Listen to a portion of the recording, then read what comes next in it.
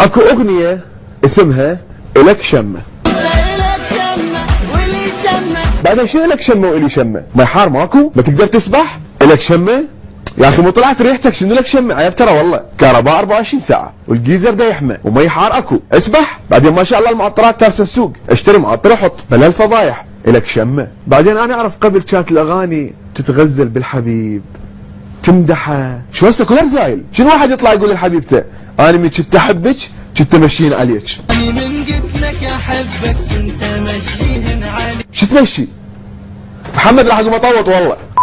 اتركوا هذا الموضوع يغث، والله العظيم يقهر. اكو واحد يفشل على البنيه ويفشل على اهلها وما يخلي واحد من عشرتها ما يجيبه.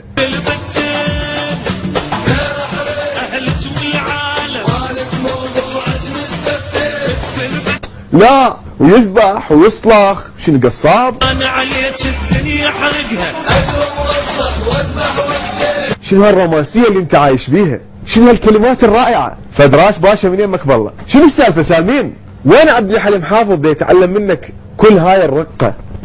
قوط مغنيه عراقيه تقول لحبيبها شبيك شارب شي حبيبي وتقول لي يلا امشي حبيبي. شبيك شارب شي وتقول لي يلا امشي.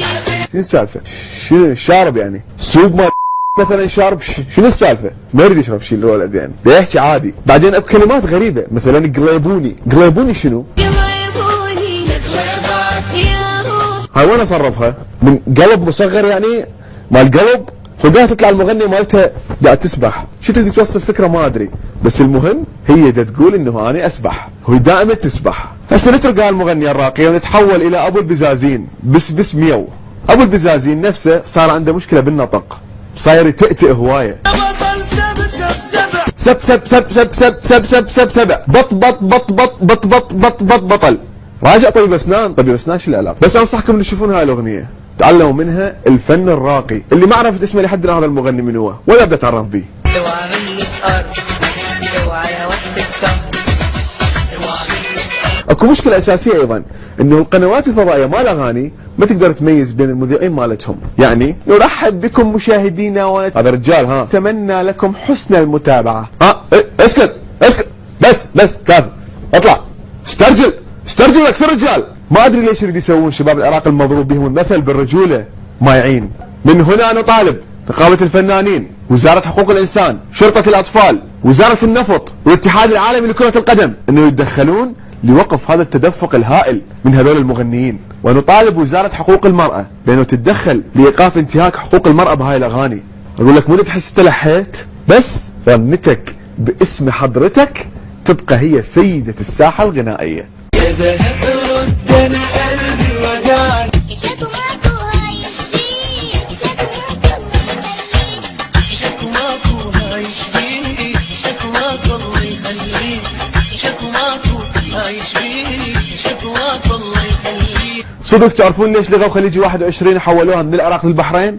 مو لاسباب سياسيه مثل ما ادعى بعض المسؤولين العراقيين، لا، لاسباب فساديه، لانه المدينه الرياضيه بالبصره اللي كلفت لحد الان 550 مليون دولار طلعت في شنك، يعني بالاحرى مدينه ورقيه باي لحظه توقع. هي على اساس تحوي ما ادري كم 100,000 متفرج، بس الحكي من الصدق يصعدون 100 واحد راح توقع المدينه على راسهم، ما لي علاقه اني. ايش قال احد نواب محافظه البصره؟ انا هم ازيدكم من الشعر بيت انه المدينه الرياضيه مو قضيه سياسيه انه ما اقيمت بطوله الخليج، لا، لقضيه فنيه، لانه العمل كله باطل، لانه جبت لهم ملفات عن الشيش مصوره، الشيش كله مزنجر وبيه صدى، يعني تروح تشوفها هسه انا عندي مصوره هاي الاشياء وممكن تطلعون عليها. المدينه الرياضيه مدينه يعني ممكن انه تنهار فيها. وازيدكم من الشعر بيت ومزعشر بالقصعلين تحشرمت شرافتاه فخر كالخربع صلي. هاني ما له علاقه، هاي احد نواب البصره، واحلى شيء من كانوا يطلعون يقولون راح نسوي مدينه رياضيه بالبصره، والناس كيفت مدينه رياضيه، وهذا يقول برشلونه راح تجي تفتتح هاي المدينه ويلعبون برشلونه والزوراء، وميسي راح يشرفنا مثل ميماتي